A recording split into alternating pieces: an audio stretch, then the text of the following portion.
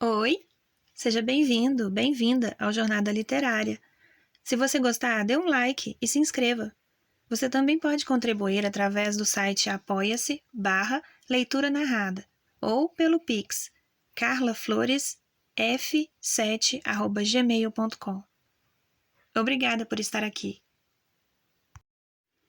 Um estudo de história, por Arnold Toynbee, parte 7. 3. Comparatibilidade das sociedades. 1. Civilizações e sociedades primitivas. Antes de prosseguirmos com a comparação sistemática das nossas 21 sociedades, objetivo que temos em vista neste livro, devemos responder a possíveis objeções a limine. O primeiro e o mais simples argumento invocado contra o processo que nos propomos adotar pode ser expresso da maneira seguinte. Abre aspas. As referidas sociedades não têm qualquer outra característica comum a não ser a de todas elas constituírem, abre aspas, campos inteligíveis de estudo, fecha aspas, característica tão vaga e tão geral que, praticamente, não pode ser tomada em linha de conta, fecha aspas. A resposta a este argumento é a seguinte. Sociedades que constituem, abre aspas, campos inteligíveis de estudo, fecha aspas, representam um gênero dentro do qual as nossas 21 sociedades constituem uma espécie particular. Sociedades desta época costumam chamar-se correntemente civilizações, para distingui-las das sociedades primitivas que são igualmente, abre aspas, campos inteligíveis de estudo, fecha aspas, e que constituem uma outra, ou a bem dizer, a outra espécie dentro do mencionado gênero. As nossas 21 sociedades devem possuir, portanto, uma feição comum que reside no fato de se encontrarem ainda em vias de civilização. Uma outra diferença entre estas duas espécies surge imediatamente por si mesma. O número de civilizações é pequeno. O número das sociedades primitivas que conhecemos é incomparavelmente maior. Em 1915, 3 antropologistas ocidentais, esforçando-se por proceder a um estudo comparativo das sociedades primitivas e confinando-se naquelas acerca das quais foi possível obter informações adequadas, catalogaram cerca de 650, muitas delas ainda hoje vivas. Não é possível ter a menor ideia sobre o número de sociedades primitivas que surgiram e se extinguiram desde que o homem se tornou inicialmente humano, há talvez 300 mil anos, mas é evidentemente esmagadora a preponderância numérica das sociedades primitivas sobre as civilizações. Quase tão esmagadora como esta preponderância é a preponderância das civilizações sobre as sociedades primitivas, sob o aspecto que concerne às suas dimensões individuais. As sociedades primitivas, na sua multiplicidade, revelam ter sido uma vida relativamente curta. Restringiram-se a áreas geográficas relativamente pequenas e abrangeram um número relativamente pequeno de seres humanos. É provável que, se pudéssemos computar o censo dos membros das 5 civilizações modernas, durante o reduzido número de séculos que contam até aos nossos dias, concluíssemos que cada um dos nossos leviatãs, considerado isoladamente, abrange maior número de seres humanos do que o número que atingiríamos considerando todas as sociedades primitivas em conjunto, desde a aparição da raça humana. Entretanto, não estamos estudando indivíduos, mas sociedades. E o aspecto que interessa ao fim que temos em vista consiste no fato do número de sociedades em processo de civilização que sabemos ter existido ter sido comparativamente pequeno. 2. O errado conceito de, abre aspas, unidade de civilização, fecha aspas.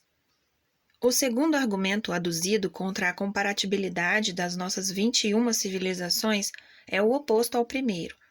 Pretende-se que não existem 21 representantes distintas de semelhante espécie de sociedades, mas uma única civilização, a saber, a nossa civilização ocidental. Esta tese da unidade da civilização constitui uma errada concepção na qual os modernos historiadores ocidentais têm incidido, sob a influência do seu ambiente social.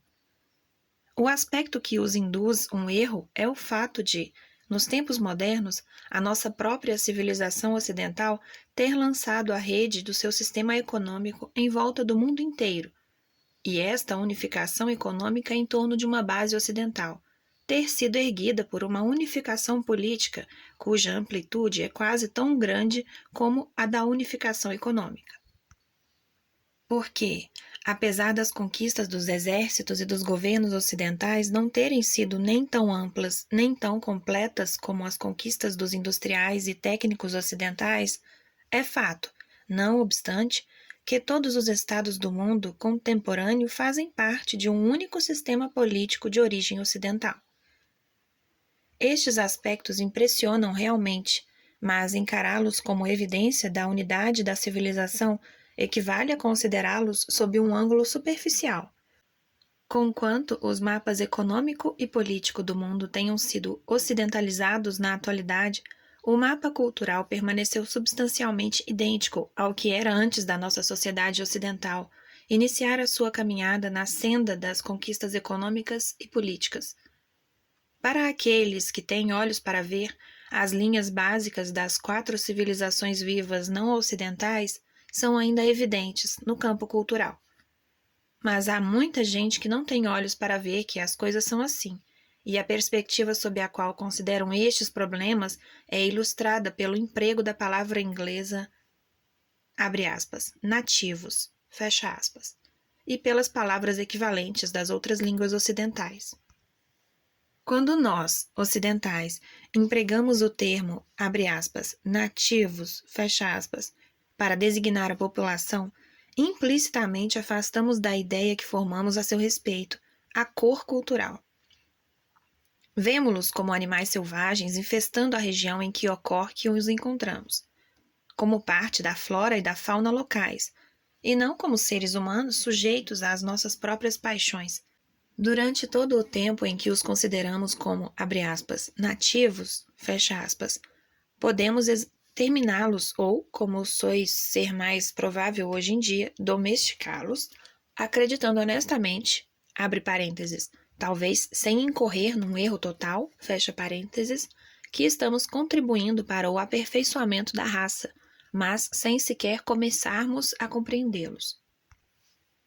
À margem, porém, das ilusões devidas ao sucesso mundial da nossa civilização ocidental na esfera material, a concepção errada de, abre aspas, unidade da história, fecha aspas, na qual está implícita a suposição de que existe apenas um caudal de civilização, a nossa civilização, e que todas as outras delas são tributárias, quando se não perdem nas areias do deserto, deve reportar-se a 3 origens: a ilusão egocêntrica, a ilusão do, abre aspas, Oriente imutável, fecha aspas, e a ilusão do progresso encarado como movimento que se processa em linha reta. Pelo que concerne à ilusão egocêntrica, diremos que esta ilusão é assaz natural, e nada mais se torna necessário acrescentar, a não ser que nós, ocidentais, não fomos as suas únicas vítimas. Os judeus também sofreram da ilusão de não serem um, mas o, abre aspas, povo eleito, fecha aspas. Há aqueles que chamamos, abre aspas, nativos, fecha aspas, chamam eles, abre aspas, gentios, fecha aspas. E chamavam os gregos, abre aspas, bárbaros, fecha aspas. Mas a mais fina flor do egocentrismo está patente na mensagem enviada. No ano de 1793 da nossa era, pelo filósofo que foi o imperador da China, Qian Lung, a um enviado britânico, a fim de que este a entregasse a seu amo e senhor, o rei Jorge III. Abre aspas. Vós, ó rei, viveis para além dos confins de muitos mares. Todavia, impelido pelo humilde desejo de partilhar dos benefícios da nossa civilização, enviaste aqui uma missão portadora respeitosa do vosso memorial. Li-o com atenção. Os termos fervorosos em que está redigido revelam da vossa parte uma respeitosa humildade muito de louvar. Abre aspas. Quanto à vossa súplica, no sentido de enviar um dos vossos compatriotas para ficar acreditado à minha corte celestial, e para se ocupar de vigiar o vosso comércio nacional com a China, devo dizer que o que me rogais é contrário a todos os usos da minha dinastia, não havendo qualquer possibilidade de ser tomado em consideração. Se afirmais que a vossa veneração pela nossa dinastia celestial vos leva a desejar ardentemente adquirir a nossa civilização, responder-vos-ei que as nossas cerimônias e códigos legais diferem tão completamente dos vossos, que ainda mesmo que o vosso enviado tivesse aptidão para aprender os rudimentos da nossa civilização, não vos seria possível, provavelmente, transplantar os nossos usos e costumes para o vosso solo estrangeiro. Portanto, por muito que o vosso enviado pudesse vir a aplicar-se na referida aprendizagem, nada se lucraria com isso. Abre aspas. Dominando o mundo inteiro, eu não tenho senão um objetivo em vista, que se cifra em manter um governo perfeito e em cumprir os deveres de Estado. Objetivos estranhos e dispendiosos não me interessam. Se ordenei que as oferendas com que me homenageaste fossem aceitas, ó rei, foi apenas por consideração para com a intenção que vos moveu ao remeter-mas. A virtude majestática da nossa dinastia tem penetrado em todas as terras que existem debaixo do céu, e os reis de todas as nações ofertaram-nos os seus tributos caros, enviando-os por mar e por terra. Como o vosso embaixador pôde ver com seus próprios olhos, nós possuímos tudo o que se pode possuir. Não dou valor a objetos esquisitos e engenhosos e não tenho onde utilizar as manufaturas do vosso país. Fecha aspas. No decurso do século seguinte à redação desta mensagem, a altivez dos conterrâneos de Qianlong sofreu uma série de reveses. Tal é o destino proverbial da altivez. A ilusão do, abre aspas, Oriente imutável, fecha aspas, constitui de forma tão evidente uma ilusão popular sem fundamento no estudo sério, que qualquer investigação sobre as suas causas carece de interesse ou de importância. Essa ilusão é devida, talvez, ao fato do, abre aspas, Oriente, fecha aspas, que neste encadeamento de ideias equivale, de certo modo, ao Egito, considerado em relação à China, se ter encontrado em determinada época muito avançado relativamente ao Ocidente, e hoje se afigurar muito atrasado. Ergo, enquanto nós avançamos, o Oriente teria permanecido imóvel. Devemos lembrar-nos mais particularmente que, para a mentalidade média dos ocidentais, o único capítulo familiar da história antiga do Oriente tem sido habitualmente o que se contém nas narrativas do Velho Testamento. Quando os viajantes ocidentais modernos observam com deleite e pasmo confuso que a vida que se vive na fronteira transjordana do deserto da Arábia é idêntica, ponto por ponto, à que o livro do Gênesis descreve como sendo a vida dos patriarcas, julgam demonstrado o caráter imutável do Oriente. Mas o que a semelhantes forasteiros se depara não é o, abre aspas, Oriente imutável, fecha aspas, mas a imutável estepe da Arábia. Na referida estepe, o ambiente físico assume proporções tão severamente dominadoras, impondo tais tarefas aos seres humanos, que o engenho destes habitantes da estepe para se adaptarem ao ambiente se confinou dentro de estreitos limites. O deserto impõe a todos os seres humanos que em qualquer época tiveram a audácia de se tornarem seus habitantes uma linha de vida rígida e invariável. Invocar semelhante fato como prova da imutabilidade do Oriente é pueril. Existem, por exemplo, no nosso mundo ocidental, certos vales alpinos ainda virgens da invasão dos turistas modernos, cujos habitantes vivem exatamente como seus predecessores devem ter vivido no tempo de Abraão. Seria lógico deduzir igualmente deste fato um argumento demonstrativo da, abre aspas, imutabilidade do Ocidente? Fecha aspas. A ilusão que leva determinados indivíduos a considerar o progresso como um fenômeno que se processa em linha reta é um exemplo da tendência para a simplificação exagerada que a mentalidade manifesta em todas as suas atividades. Nas suas, abre aspas, periodizações, fecha aspas, os nossos historiadores dispõem os seus períodos numa única série, de cabo a cabo, como se tratasse de seções compreendidas entre os nós de uma haste de bambu, ou das seções do cabo telescópico na extremidade do qual um limpa-chaminés ultramoderno fixa a vassoura com que remove a fuligem. Nesse cabo de vassoura, que os nossos modernos historiadores herdaram, havia originalmente duas únicas juntas, a, abre aspas, antiga, fecha aspas, e a, abre aspas, moderna, fecha aspas, que correspondem grosseira, se bem que não exatamente, ao Velho e ao Novo Testamento, e ao dúplice cômputo retrospectivo de datas anteriores à nossa era e de datas da era cristã. Esta dicotomia do tempo histórico é uma relíquia da perspectiva do proletariado interno da sociedade helênica, que expressou a sua noção de alinhamento da minoria dominante helênica, estabelecendo uma antítese absoluta entre a antiga ordem helênica e a da Igreja cristã, e por isso sucumbiu sob a influência da ilusão egocêntrica, abre parênteses, muito mais desculpável entre o referido proletariado do que entre nós, devido à limitação dos seus conhecimentos, fecha parênteses, de encarar a transição de uma das nossas 21 sociedades para qualquer outra, como a grande curva de toda a história humana. Com o decurso do tempo, os nossos historiadores houveram por conveniente alongar o cabo telescópico da sua vassoura de limpar chaminés, adicionando-lhe um terceiro prolongamento que chamaram, abre aspas, medieval, fecha aspas, porque a inseriram entre as duas anteriores. Mas, enquanto a divisão entre a, abre aspas, idade antiga, fecha aspas, e a, abre aspas, idade moderna, fecha aspas, representou o interstício que separa a história helênica da história ocidental. A divisão entre, abre aspas, medieval, fecha aspas, e, abre aspas, moderna, fecha aspas, não é mais do que a transição entre dois capítulos da história do Ocidente. A fórmula, abre aspas, antiga mais medieval mais moderna, fecha aspas, está errada.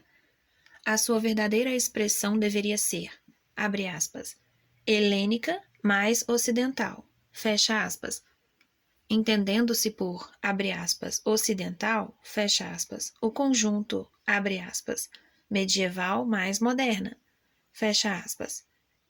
Mesmo que esta fórmula não satisfizesse, porque é que, desde que prestamos a nossa homenagem a um capítulo de visão da história ocidental, catalogando-o num, abre aspas, período, fecha aspas, separado, recusamos aos outros a mesma honra? Nada há que justifique mais uma divisão, por volta de 1475 do que por volta de 1075, e existe sobeja razão para supor que passamos recentemente a um novo capítulo, cujos inícios devem ser situados por volta de 1875. Temos, portanto, Ocidental 1, abre parênteses, abre aspas, idade obscura, fecha parênteses, de 675 a 1075. Ocidental 2, abre parênteses, abre aspas, idade média, fecha parênteses, de 1075 a 1475. Ocidental 3, abre parênteses, abre aspas, época moderna, fecha parênteses, de 1475 a 1875. Ocidental 4, abre parênteses, abre aspas, época pós-moderna, fecha parênteses, de 1875 a... Mas desviamo-nos do assunto. O que queríamos afirmar é que uma equação da história helênica e ocidental com a própria história, abre aspas, antiga e moderna, fecha aspas, se assim apraz ao leitor, é mero paroquialismo e impertinência. É a mesma coisa que ocorreria com um geógrafo que estivesse elaborando uma obra intitulada, abre aspas, Geografia do Mundo, fecha aspas, a qual, se verificasse, após leitura, tratar apenas da bacia do Mediterrâneo e da Europa. Existe um outro conceito muito diferente de unidade da história, que coincide com as ilusões tradicional e popular, tão longamente discutidas, o qual está também em desacordo com a tese deste livro. Segundo esse conceito, não é o ídolo do mercado que defrontamos, mas um produto das modernas teorias antropológicas. Queremos referir-nos à teoria da difusão, tal como se encontra exposta na obra de G. Elliott Smith.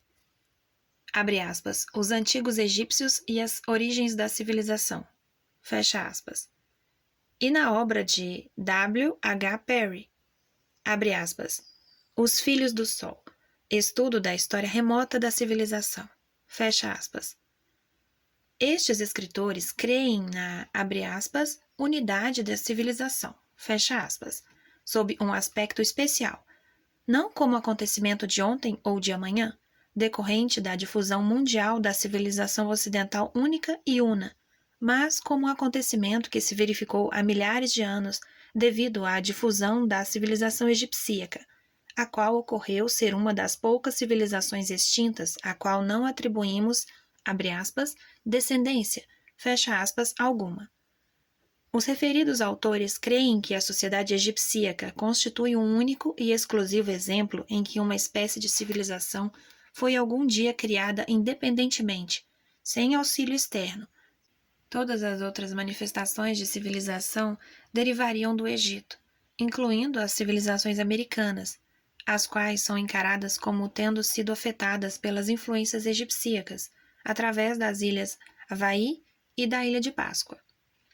É verdade, nesse caso, certamente, que a divulgação é um método pelo qual numerosas técnicas, instituições e ideias, desde o alfabeto às máquinas de costura Singer, foram transmitidas de uma para outra sociedade. À referida divulgação temos de atribuir a atual ubiquidade da bebida extremo-oriental, que se chama chá, da bebida árabe, que se chama café, da bebida da América Central, que é o cacau, da borracha amazônica, do hábito de fumar procedente da América Central, da prática sumérica do sistema duodecimal de medida, tal como é exemplificado pelo nosso Shelim, dos chamados algarismos árabes que procedem, talvez originalmente, do Indostão, e de muitas outras coisas. Mas o fato da arma de fogo ter conseguido a mesma ubiquidade mercê de uma divulgação que partiu de um único centro, onde foi inventada uma vez, e só uma vez, não constitui prova de que o arco e a flecha tenham conseguido a sua ubiquidade remota da mesma maneira. Nem tampouco se segue que, por motivo do tear mecânico ter sido adotado em todo o mundo, tendo Manchester como ponto de partida, a técnica da metalurgia deve ser referida da mesma forma a um único ponto de origem. A evidência, neste caso, demonstra exatamente o contrário. Seja, porém, como for, as civilizações, não obstante as nações pervertidas do materialismo moderno, não são construídas com tijolos deste gênero. As civilizações não são construídas com máquinas de costura, nem com tabaco e armas de fogo, nem tampouco com alfabetos e algarismos. Para o comércio, nada há de mais fácil do que exportar uma nova técnica ocidental. Mas é infinitamente mais difícil para um poeta ou para um santo ocidental fazer brotar a chama espiritual que ilumina a sua própria alma, numa alma que não seja ocidental. Embora a divulgação tenha o seu mérito, é necessário realçar o papel que foi desempenhado na história humana pela criação original. E devemos recordar-nos que a centelha ou germen da criação original deve brotar impetuosamente, como chama ou flor, em qualquer manifestação da vida, por virtude do princípio de uniformidade da natureza. Devemos, pelo menos, aprofundar suficientemente o assunto para colocar o onus probandi sobre os ombros dos, abre aspas, divulgadores, fecha aspas, nos casos em que o saber se a divulgação tem ou não o direito de reivindicar a honra de ter sido o agente de qualquer empreendimento humano particular, constitui uma questão aberta. Abre aspas. Poucas dúvidas há, fecha aspas, escreveu Freeman em 1873. Abre aspas. Sobre o fato de muitas das invenções mais essenciais da vida civilizada terem sido inventadas repetidas vezes, de novo, em épocas diferentes e países distantes, à medida que as diferentes nações atingiram determinados níveis particulares do progresso social, em que tais invenções se tornaram necessárias pela primeira vez. Foi assim que a imprensa foi inventada na China e na Europa medieval. Sabe-se muito bem que um processo semelhante na sua essência foi utilizado para vários fins na antiga Roma e, se bem que ninguém tivesse dado o grande passo de aplicá-lo à reprodução de livros, o referido processo foi correntemente empregado para fins de menor importância. É de crer que o que ocorreu com a imprensa tenha ocorrido igualmente com a escrita, e poderemos buscar outro exemplo numa arte de gênero completamente diferente. Ao compararmos os remanescentes das mais remotas construções do Egito, da Grécia, da Itália, das Ilhas Britânicas e das cidades em ruínas da América Central, não pode restar qualquer dúvida quanto ao fato das grandes invenções do arco e da abóbada terem sido concebidas mais do que uma vez no decurso da história da arte humana.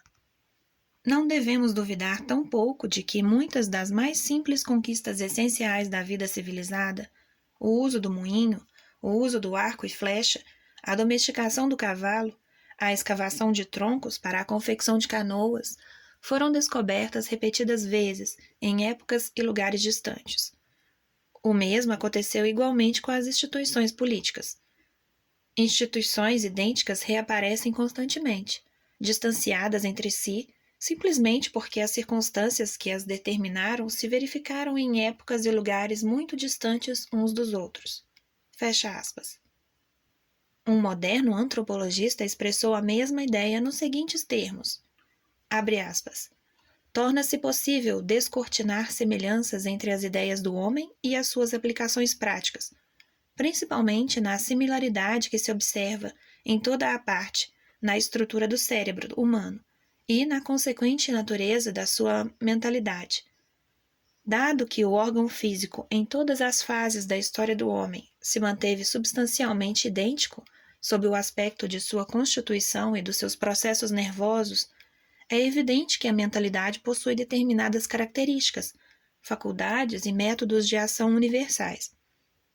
Esta similaridade no funcionamento do cérebro observa-se nos intelectos de Darwin e de Russell Wallace, que viveram no século XIX e que, trabalhando na mesma época, chegaram simultaneamente à teoria da evolução. E, assim se explicam numerosas reivindicações de prioridade, relativas à mesma invenção ou descoberta, verificadas na mesma época.